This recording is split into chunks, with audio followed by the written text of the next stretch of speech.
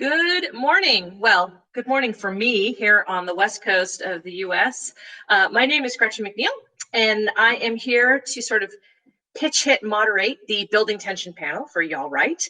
Our wonderful moderator, Tiffany Jackson, couldn't make it, so this is going to be a conversational panel, and I'll be using some of the questions that she forwarded to me. I will introduce our wonderful panelists, although honestly they don't need any introduction, but I'm going to do it anyway because that's my job. And then we're going to have a wonderful conversation about building tension, thrillers, mystery, creepy crawly things, all that wonderful stuff. But I'll start with the nitty gritty. All right. Marieke Nijkamp is the #1 New York Times bestselling author of This Is Where It Ends, Before I Let Go, and most recently the thriller Even If We Break. She is also the editor of the anthology Unbroken, 13 stories starring disabled teens, and writer of the graphic novel The Oracle Code. Hi, Marieke. Hi. Sara Shepard is the #1 New York Times bestselling author of books both for teens and adults, including but not limited to the Pretty Little Liars series, the Lying Game series, the Heiress, the Elizas, the Perfectionist series, and most recently, the teen mystery Influence with co-author Lilia Buckingham. And I am not a #1 New York Times bestselling author, not even close, but my name is Gretchen McNeil, and I am the author of, I don't know, 10 books. I think I have 10, mostly young adult thrillers, I don't even know, young adult thrillers and murder mysteries. Most recently, the hashtag Murder Trending series, the third book, hashtag No Escape, came out earlier this year. I'm also the author of the Get Even series, the Netflix series adaptation of that debuted this summer, and probably most well known for my book 10. And that is me. So without further ado, let's jump into these fun questions, which I haven't read. So, you know, it's cool. It's going to be, it's going to be new for all of us. I'm going to pretend like I wrote these in my very erudite 15 minutes of preparation this morning. Okay, we'll start with plugging our newest books. Marieke, why don't you start? Tell us a little bit about Even If We Break. Okay, so I actually did get a copy of it because otherwise I forget what it's about. You're a step ahead of me. Hey, it's 5 p.m. here. I've had the entire day to prepare. So yeah, Even If We Break is a YA thriller about a group of teens who go to a cabin in the woods to play their role-playing game, and then things go wrong. That's the very short pitch, but one of them disappears. Murder happens. It's fun. Well, I feel like all of our books could be pitched with like a setup, and then things go horribly wrong. Things go wrong. It's wrong. Basically, that Twitter thing that went around a couple of years ago. Like, was it a couple of years? Who knows? Like, the second sentence of every book could be, and then the murders began. And then which the murders is basically, began. Yeah, basically what we are doing. Well, I love the setup of this. I love that it's both like locked room, cabin in the woods, but also role-playing kind of fandom stuff. It's a fun merger of worlds, and the cover's fantastic. It's so creepy. I don't have it face out anywhere in my home because it terrifies me. I love that you're scared of your own book cover. I know, right? Can I see it again? Well done. Can I see it again? Yep. I don't think I got the true creepiness. Oh, it is creepy. It's the mask. Yeah. It's, you know what, the animal one, the little fox ears, like that. It's so cute, but also I don't know where the camera is. It's so creepy. Yeah, it's creepy. I love it. That's creepy. It is. It's they nailed that one. When you get a good cover, that is the best feeling. Sara, why don't you tell us about Influence? That's the most recent one, right? What's that? That's the most recent one, correct? Well, so it's not out yet. It was supposed to be out. Here it is. Wait, there it is. Yeah. It was supposed to be out in June. Then COVID. So we moved it. COVID? What was it? So it's actually out January 5th.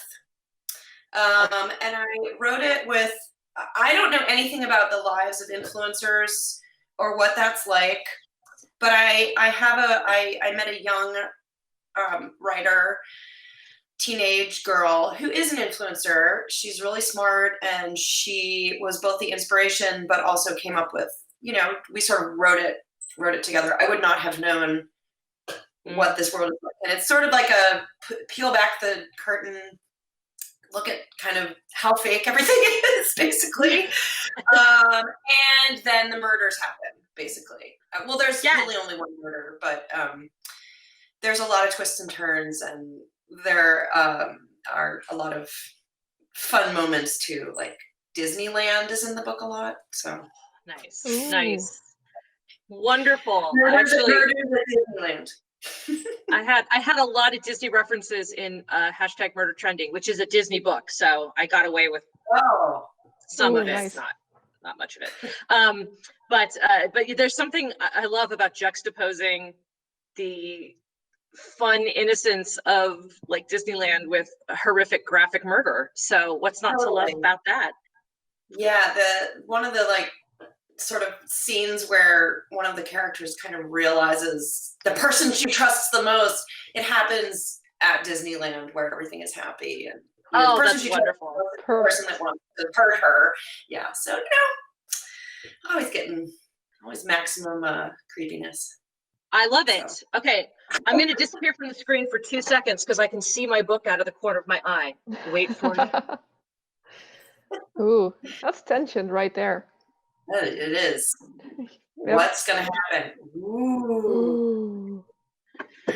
Oh, that's also a very good cover. Panelists. I had childcare issues this morning, so this is No Escape, and this is the third book in the Murder Trending series, and they all have amazing colors. I've been really lucky.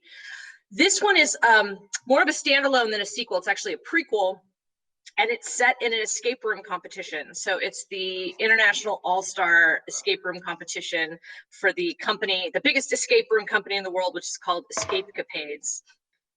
And they invite eight winners of this sort of like regional competition to their headquarters in the middle of the Las Vegas desert, and then the murder happens. It's a series of escape rooms that they have to make their way through, and people are sort of dying horrifically in each one. And it was I wrote this book right after my son came home from the NICU in late 2018, early 2019, and I was in like a fever dream of newborn sleeplessness. And this book is a little bit off the rails. There's a Spanish Inquisition themed escape room, and a comic pop culture fandom game room, and a 90s boy band escape room, and there's a Fargo wood chipper scene, and it really like went off the rails a little bit. But I told my editor when I sent it to her, this is either the best book I've ever written or it's unreadable. And thankfully, she thought it was on the other side, not the unreadable side. So that's the Murder Trending series, the third book. And now we'll do some like craft questions. Okay. We all know the best way to learn how to write is by reading. What thriller would you recommend to someone who is trying to break into the genre? I know it's hard.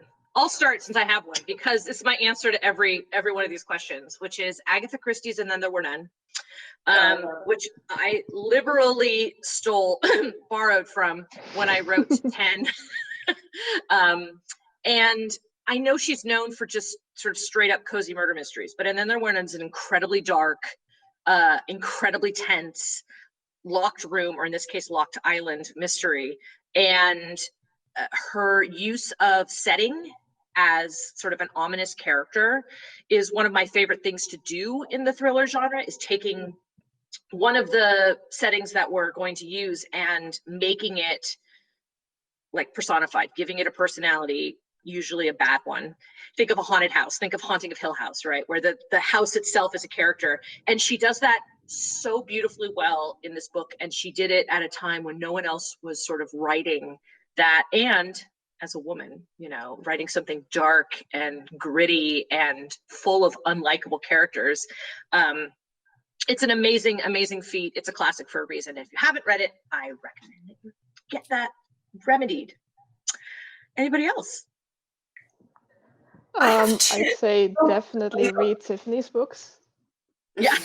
And not just That's because she isn't here now, but holy shit, those books are amazing and terrifying in all the right ways. Yes. I feel like we can talk about her because she isn't here and talk about how she's a master of her craft. And everyone should read Grown for sure, but also Allegedly.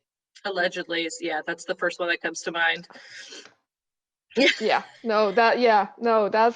book, honestly, I love books that terrify me and also hate them because they terrify me. But that was such a book that just felt like it kept me on my toes consistently throughout the entire book, and also made me reevaluate a lot of things about what I thought I knew about the book, about the events, about the characters. And that's one of my favorite types of thrillers, the ones where by the end of the book you're like, oh, I've read a completely different book than I thought I was reading. Yeah, that's and it's a amazing feat of storytelling to be able to do that, to be able to have a book that hinges on a moment that changes everything that you thought you knew about what was happening. It's amazing. Sarah. I was gonna say I have two. I remember when I was younger, I loved the book Rebecca. Yes. Great. Yeah. And that's another one where you're talking about it and then there were none. Like, this is a book that did not come out recently. It was kind of ahead of its time with its twists and misleads, and kind of you don't know sort of what you're reading, and then it's sort of like, what? Yeah. So I love that. I will go back to that book. I was actually going to write, I had an idea to like write a new version of that, and then somebody else did it. My friend of mine did it. So I'm like, oh, never mind. Oh, man. Yeah, but it was a great book. Pit Frick, and Killing Zoe Spanos is the name of it. Yes, I blurred that one. It was so good. Yeah, it was so good. It was so good. But I also love Stephen King. Yeah, I am a huge Stephen King fan for pacing. Those cliffhanger chapter endings, for like there are when I have to like get to a page or a section and I'm like, I can't, this is too disturbing. I have to just skip it. Like that's, I mean, he's like an obvious one, but I don't know. I remember when I was, I remember I was years ago, like getting an MFA, and everybody's like, "Don't Stephen King." He's like, "Ugh," and I'm like, no, actually, he's a bestseller for a good reason. Like, he's actually pretty brilliant. Mm-hmm. Yes. So we get a lot of poo-pooing of popular authors of books that sell well, as if they are not art in some way. I teach writing. In fact, I have a class later today. And one of the things I try to explain to students is the difference between like the craft part and the storytelling part. And the storytelling part is harder to learn than the craft. You can do all the good dialogue and pacing and descriptive paragraphs and all that wonderful stuff. You can learn how to do that. Storytelling, that is a little bit more complicated. And the reason I think that authors that are #1 New York Times bestsellers, ladies, the reason is that you're both amazing storytellers. You have the craft aspects, but also this ability to tell a story that grabs people and holds on to them. And, MFAs are a wonderful, wonderful thing. Education, it's a wonderful thing. I have a wonderful master's degree that's totally useless, but storytelling is not always something that you can teach. There's sort of something like inside that's like innate to it. And I think that is why the popular fiction gets a bad rap, because not everybody can kind of figure out how to tell that story. Dan Brown may not be the best writer in the world, but he knows how to tell a story. All right. Yeah. So what now, since we were talking about page turning just now, I'm going to skip a question and go to the next one, which is, what is the #1 tip that you have to keep readers turning the page? Oh, did we lose Sarah? Oh no. We're definitely going for full-on tension in this panel. All right, there she is. All right, we lost you for a second, Sarah. That was weird.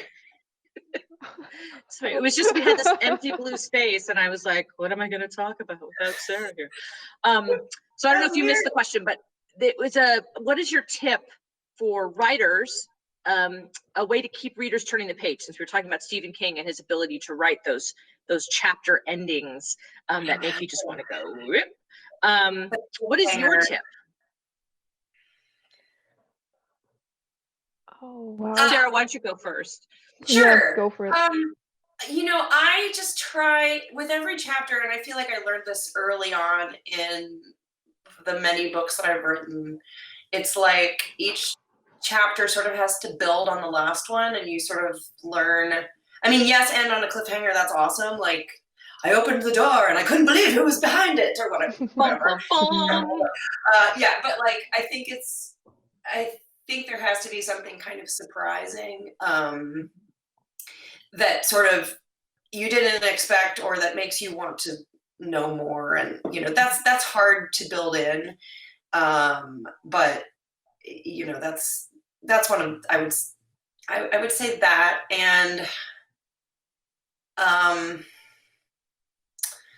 yeah, it's just kind of all about pacing and kind of knowing when to put in the right twists and turns. And yeah, I don't know. It's something that's hard to get right. And sometimes I don't know if I always get it right, but definitely, yeah.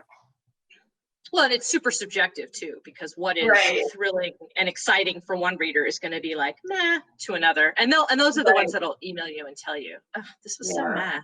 Thank you. I appreciate that. Marieke, what about you?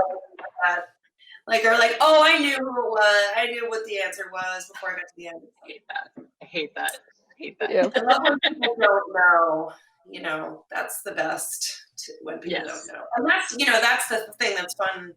I mean, I'm sure you guys all kind of know who your bad guy is or what your twist is long before you get there. But putting in those clues where readers will be like, they'll feel smart once they get to the end and like, oh, that's right, that was there. And, you know, it's like a puzzle to put together. It's the old Chekhov line, which is, if there's a gun on the wall in Act 1, it had better fire by the end of Act 3, right? Where you can layer in those red herrings and clues, and you're not sure which is which. We feel very fancy when it works. It feels so clever. Does yes. Yeah. Marieke, what about you? What's your tip? I mean, just to make another comment on twists and turns, I think too that it feels really good to surprise a reader, but if a twist comes out of nowhere completely, we're not doing our jobs right either. Like, if you couldn't see it coming and there were no clues and there were no anything to feed you to that conclusion, so readers who feel like they figured it out and think that's a bad thing, it's actually how we write these books. It's kind of on purpose because it can't come from nowhere.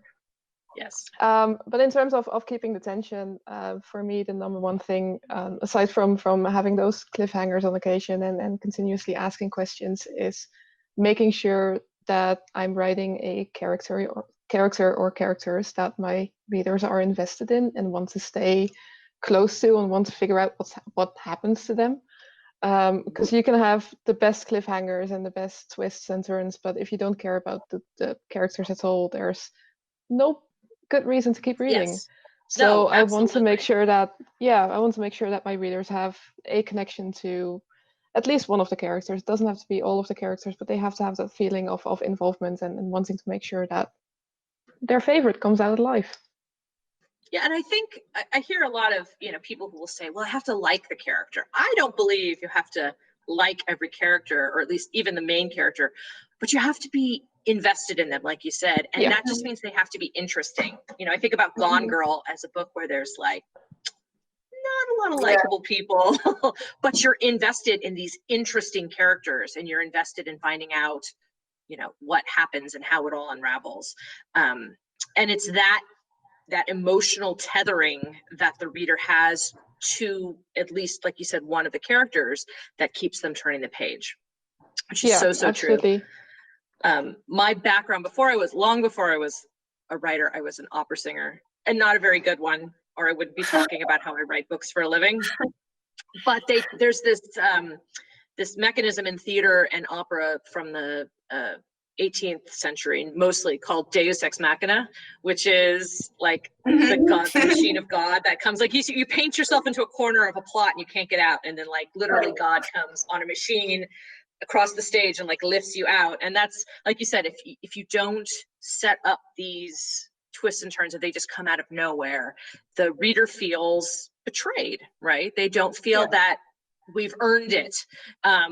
And so making sure that, the characters' motivations are clear and that everything makes sense as we go is so, so important. So, yeah. And the only thing I will add to these two wonderful comments is atmosphere, right, can really count towards that page turning. The deeper and creepier it gets, the more you sort of want to figure out how they're going to get out of this. And I do feel that the setting can lend a lot to that in certain situations. All right, let's see, what do we have next? I was also going to say playing with time sometimes, having forward, and then you sort of go back and then you go forward again. So the reader knows something, is terrible is going to happen, so I think that's kind of a fun, as long as it's not too much of a gimmick and you're not relying on it too much. But I think, Absolutely. jumping, and that kind of happened, and I think that happened in Influence, where it's like the beginning, and a lot of my books, sort of the beginning starts and then you go backwards, and that it's building to something awful, and it's kind of like, what is this something awful? Who's dead? So. Right, and that, using dual timelines, especially to obscure who characters are now versus who they were in the past. Yeah. You mentioned Kit Frick's book, Killing Zoe Spanos, and I thought that she did a really good job of obscuring like who is who and what is what, sort of, in that book, in a fantastic way that I was so jealous of. And that's, this idea that storytelling only has to be linear, I think has been dispelled long ago. But as new writers, I feel like people think they have to sit down and tell the story from the beginning to the end. And it's not true. You can cut it up, you can throw it in different places. And like you said, Sarah, if you can figure out a way to make that an integral part of how the mystery unfolds, right, then you really could have something, quite magical. Yeah. Let's do some in the weeds questions from this list. The first one being about main characters. Like, I know how I craft main characters, and it's kind of a reverse engineering process where it's like, here's what the plot's going to be. It's going to be this type of book with this type of murder and this type of killer. So what kind of main character do I need to have? Like an extrovert versus an introvert are going to have very different ways of relating to a problem, and they may not always fit the plot. So I kind of start with plot and then work backward. But how do you guys come up with that, who that main character is going to be? And if you can hear a screaming child in the background, I promise you no one is being injured. Sorry. Our house isn't big enough to like have quiet space, so. I think for me it's a combination of both. I definitely have that sense of plot and what I need for a specific book to make it function, make it work. But I also, for me, theme is a big thing. So whether it's Even If We Break is very much a thriller, but it's also a story of friendship and how seeing the world in different ways can really influence friendships and in fact break them, because that's where the title sort of came from. We're so clever. But that meant that I had to figure out how those different characters sort of interacted with each other and how I could use them to mirror each other. So class is a big deal in the book. There are upper class characters in the book, and there are also working class characters living in poverty. So knowing that I had those elements also helped me figure out what can I give to which character to create the character I need for that particular scene or for that particular role in the book. So there's constantly, especially because I tend to write multi-point of view books, there's constantly this search for how do characters mirror each other? What do I need? What do I want to explore? and how can I give different characters different aspects of that, so that on the one hand you have this understanding of experiences aren't monolithic, which helps if you have multiple characters dealing with multiple things. And even if we break, there are two different trans characters, a non-binary character and a trans male character, who think about gender in very different ways, or two physically disabled characters who think about disability in very different ways. So there's this constant search of, this is the middle road I'm going for, and these are the slightly more extreme versions of that, so I can explore and play with that and show that there's no one right way to be or to do or to think about anything. And once you have that sort of tension between them, you can also build that to create a bigger tension in the group itself, and figure out like how all those various things intersect and create the fault lines of a group or a situation or the plots that I was going for. Yeah, I love this idea of layering in the mystery, the personalities, the socioeconomic aspects of these characters. So you're building layers of tension in different ways with different characters in a group. I think it's such a wonderful way to look at it. That's fantastic. Sara. Sorry, I went blue again, I saw. We're happy to have you back. I don't know what's going on with my Wi-Fi. It's never, of course, today. Of course.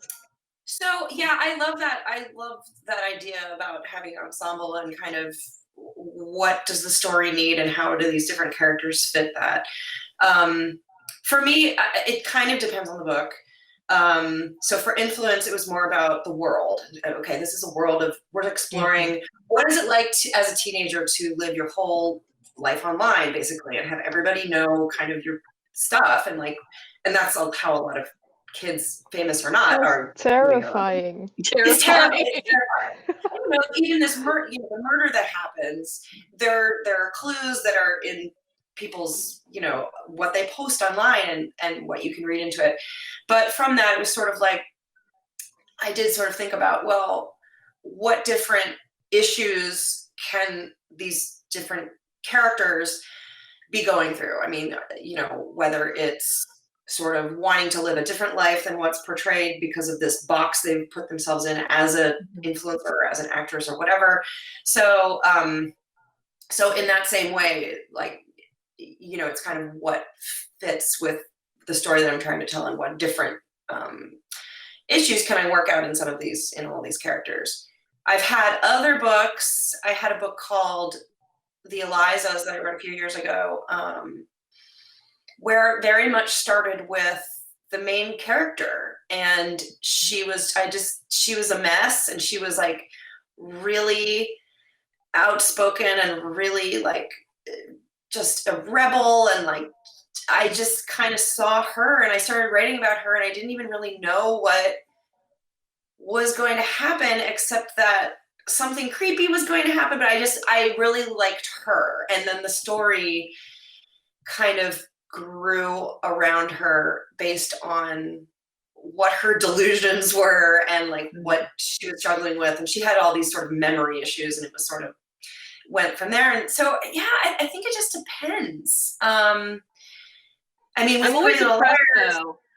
I'm always impressed by authors who say the character, it's like that character just started speaking through me, and then I found the plot from the character, like you were saying. I mean, that does not happen that much to me, but in that case it did. It was very weird. Pretty Little Liars, I think, well, that was so long ago. All of the I mean, those girls were also sort of issues I wanted to explore. I mean, God, this was 2005. That were not explored in YA, because YA was just not as... Because there wasn't, yes. Right, yeah. And it was just sort of a suburban story and about bullying and all of that. But I mean, usually that's kind of where I come from. It's like, what are the things I want to look into, whether it is, a non-binary character, whether it is sort of gender identity or sexuality or, addiction or, you know, whatever those things, and I sort of create the character around that. So I wish characters spoke to me more. And like, I know, right? I have a friend who was a playwright and then a writer, and he always talks about like the character would just like pop into his head and start talking to him. Like Mozart, this old line about Mozart that he would just hear the symphonies and he would pick them out of his brain and write them down. And I'm like, it's not that easy for me. It's definitely like a Jenga puzzle for me of building character and being like, okay, I need this to go here and this to go here. And well, I think based on what we're doing too, I mean, we're writing, you know, stories that are thrillers and that are usually about something scary happening and like a sort of a bigger concept. And that concept is usually the thing that comes to me first. And then it's like, oh, who would be interesting who could deal with this concept in an interesting way, you know? No, it's totally true. And then there's always I don't know if you guys get these emails. I get them sometimes, which is like, I really didn't feel like I knew character X, Y, or Z, because character X, Y, or Z died on page 20. You know, right? So much characterization you could do for a character that's only going to be around for like a tenth of the book. I mean, you could definitely do a lot of characterization there. It'll just be procrastination. It'll just be the problem here. A waste of time. Yeah. I mean, I'm sorry that you didn't connect when she died because she'd only been around for 10 pages, but like, I can't help that a whole lot. But you know, not every reader is going to connect to every character, and we understand this. But I love to hear writers talk about the ways that they craft these, because regardless of genre, I feel like there's so many ways to approach those POV characters. And since I use the word POV, I can just seamlessly shift into the next question, which is first person, third person, past tense, present tense, second person. Nobody writes in second person. That's not true. Anna Carey wrote a 2-book series, the Blackbird series, that's written second person, and I applaud her for doing it. I would never tackle anything so crazy. But how do you decide between first person POV narration versus third person, whether you're telling the past or the present? Like, is it a conscious decision, or is it just sort of how in telling the story it unfolds? The character that I was just talking about, the Elizas, where she came to me, she had to be in first person because it was like, oh my God, this is so much about her voice, and the story was so specific to her. I have written a lot of other books that are in third, and I feel like it's more of an overarching narrator who's like, wink, wink, you know, sure, we're in their heads, but like there's this puppeteer overhead kind of and then I had a series also where I wrote in first person, and then there was also a dead girl. She's the dead twin. This was the Lion Game. She would chime in occasionally in the chapter, so it's kind of all over the place, and it's sometimes hard to settle on. Sometimes it's easy, but sometimes it's like, sometimes I will write half a book in first person and be like, why is this not working?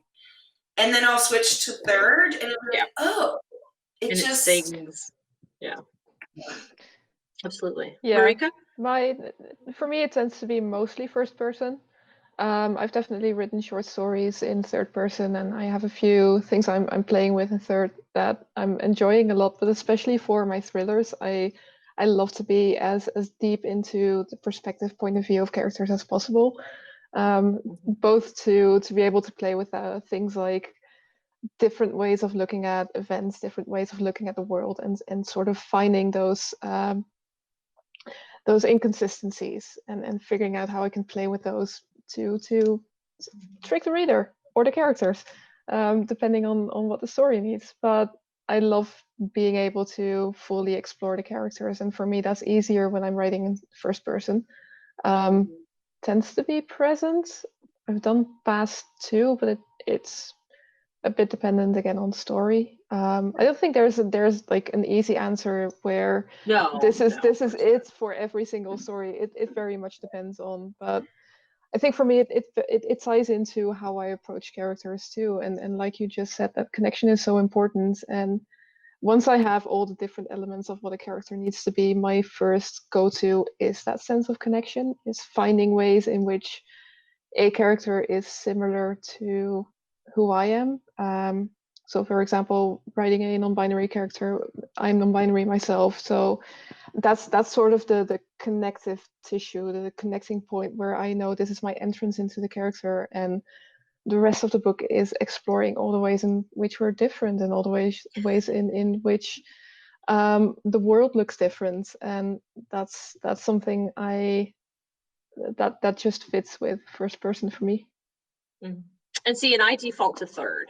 That's third person past tense is my default. Again, I think it goes back to Agatha Christie. Most of her books are told that way, not all of them, or at least most of the ones that I love the most. And I think for me, it's a narrative. There's a slight narrative distance, right, with third person, where if I haven't been crafty enough in hiding who the killer is, and the reader figures it out before the character. If it's in third person, there's this distance. So you're not as angry with the first person narrator who hasn't figured it out before you have. So I think it's probably just me covering my bases when I write in third person.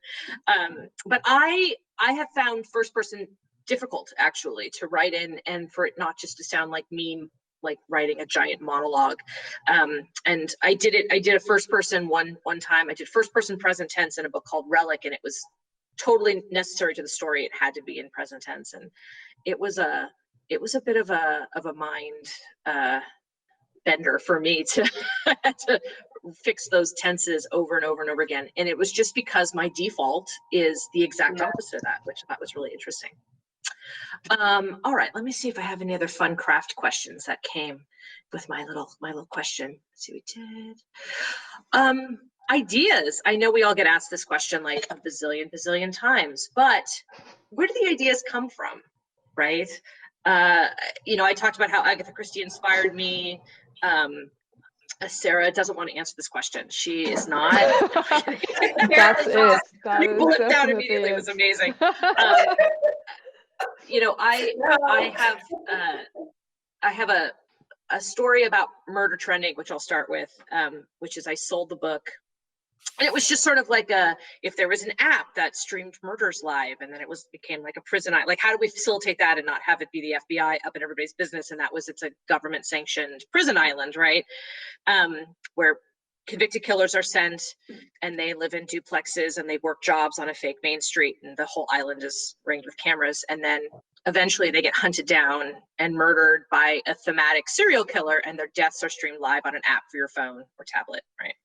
So I sold the book on Halloween 2016. It was great. Wonderful Halloween email from Disney Freeform. And then 7 days later, we had the 2016 election, which was a horrifying. And then, of course, I had to write the book between then and February 1st when it was due. And so I added in this layer of the book, which is a reality TV star gets elected president of the United States and sells the criminal justice system to a reality TV producer who may or may not be loosely based on Mark Burnett. And together they create this Alcatraz 2.0. And it was an interesting sort of mental exercise. And I had this idea, and then it morphed and it morphed and it morphed even after I sold the book into what it became. And you can't, I mean, like, who thought that election was going to go the way that it did?